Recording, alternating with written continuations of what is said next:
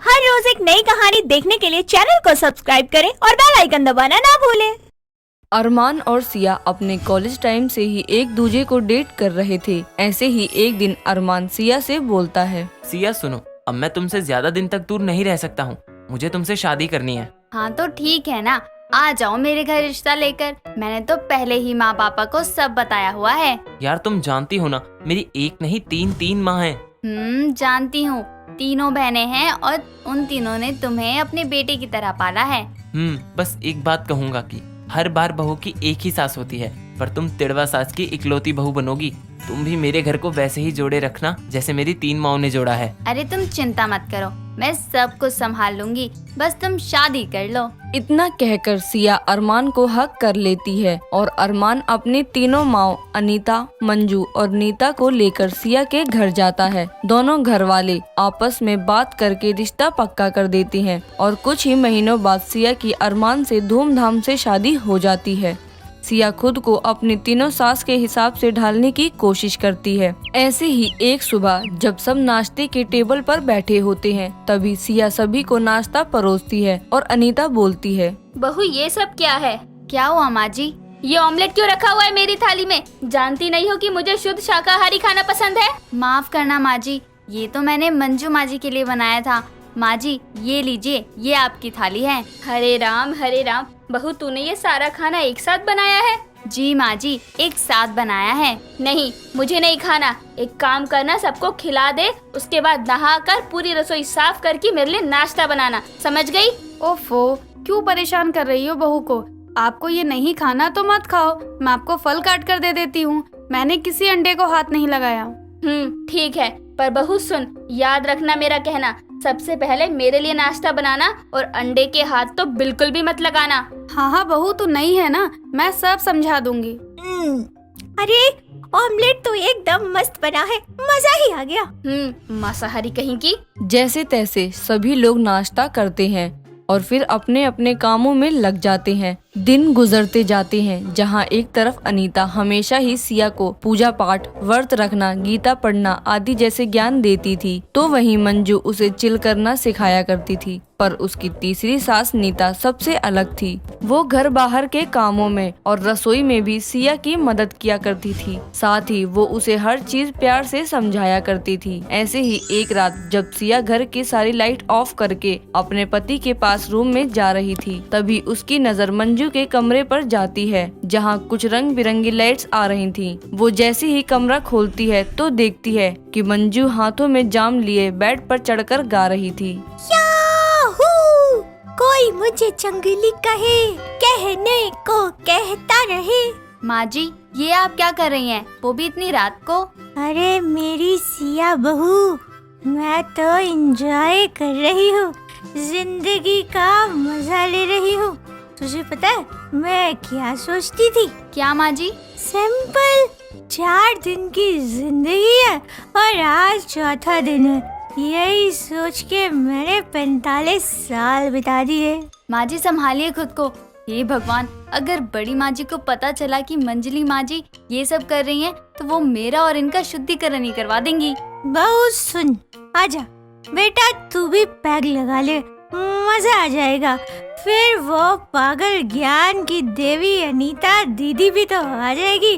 जब देखो तब अपना धर्म का प्रचार देती है। हाँ माँ जी, वो मैं नींबू और नमकीन लेकर आती हूँ, फिर पैक लगाएंगे। इतना कहकर जैसे ही सिया कमरे के बाहर जाती है तो देखती है कि सामने नीता खड़ी है। इससे पहले कि सिया कुछ कह पाती, तभी नीता बोलती है, अब देखना बहू, 5 मिनट में तेरी ये मझली सास कैसे लुढ़क जाएगी। फिर इसका फैलाया हुआ रायता मुझे ही समेटना पड़ेगा। इसे तो सुबह से पहले होश नहीं आने वाला। नीता इतना बोल ही रही थी कि तभी कमरे में से कुछ गिरने की आवाज आती है। सिया जैसे ही दरवाजा खोलती है तो देखती है कि मंजू जमीन पर पसरी हुई थी। नीता सिया की तरफ देखकर मुस्कुराती है और फिर दोनों सारा कमरा साफ करती हैं और मंजू को बेड पर लेटाकर आराम करने के लिए चली जाती हैं। दिन गुजरते जाते हैं। एक सुबह अनीता सिया को आवाज देती है और कहती है, बहू मेरी बात सुन, आज मुझे मेरे गुरुवार के व्रत का उद्यापन करना है, तो घर पर कन्या बैठानी है, तो अच्छे से हलवा पूरी छोले सब बना देना। जी माँ जी, सब कर दूंगी। हाँ, भगवान का नाम लिया कर, मेरी तरह व्रत किया कर, पूजा किया कर। जल्दी घर में लाल गोपाल आ जाएगा। लाल गोपाल पूजा करने से नहीं, कुछ और करने से होता है।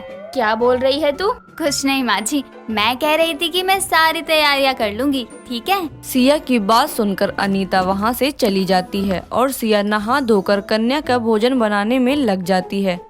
तभी वहाँ नीता आ जाती है और कहती है, बहू बेटा कुछ मदद कर दूं तेरी? नहीं नहीं माँ जी, मुझे आपकी मदद की कोई जरूरत नहीं है, आप आराम करो। वैसे तुझे पता है मैं तो बहुत खुश हूँ कि अरमान ने तुझे चुना है। तू अपनी दोनों सास को तो देख ही चुकी है, एक तो पूजा पाठ कर करके भगवान को सताती रहती है, तो दूजी खारे पानी में मिलाकर पैक बनाती है। जी माँ जी, पर दोनों माँ जी जैसी भी हैं, मुझे बहुत प्यार करती हैं। तू तो है ही प्यार करने लायक। मैं जानती हूँ दीदी तुझे कई बार सुना देती हैं, पर तू उन्हें पलटकर जवाब तक नहीं देती। माँ जी आप चिंता मत करो, तिड़वा सास की एक लौती बहू हूँ, अपने घर को कभी किसी की नजर नहीं लगने दूंगी। जिसके बाद दोनों सास बहू मिलकर कन्या का भोजन बनाती हैं और कुछ ही देर में अनीता अपने सभी कन्या को लेकर वहां आ जाती है और सभी मिलकर अच्छे से कन्या जमा देते हैं। वक्त बीतता जाता है, पर अब दिन पर दिन अनीता का सिया को रोकना टोकना बढ़ता ही जा रहा था, जिसके चलते अब सिया को भी गुस्सा आने लगा था।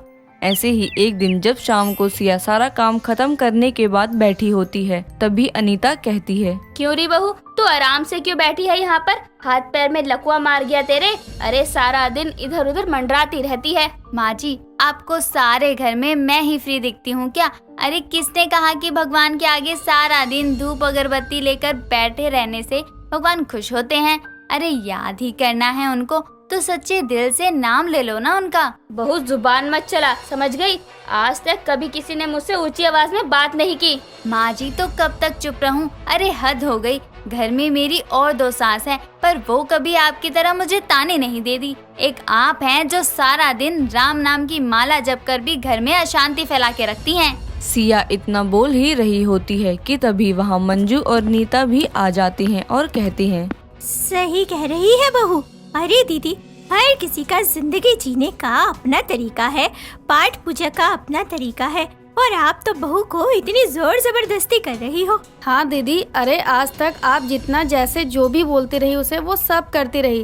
तारीफ करना तो दूर की बात है, आप हमेशा उसे उल्टा ही सुनाती रही। दीदी हम 3 हैं और वो 1, फिर भी वो हम तीनों के हिसाब से खुद को चला रही है बिना किसी डिमांड के, फिर भी आप उसे ऐसे कह रही हैं। अपनी दोनों बहनों की बातें सुनकर अनीता को अपनी गलती का एहसास होता है और वो सिया को प्यार से गले लगा लेती है। और अब बाकी 2 सास की तरह अनीता भी सिया को खूब प्यार करती है। दोस्तों अगर आपको ये कहानी पसंद आई तो इसे लाइक करें, शेयर करें और कमेंट करके बताएं कि कहानी में आपको सबसे अच्छा क्या लगा।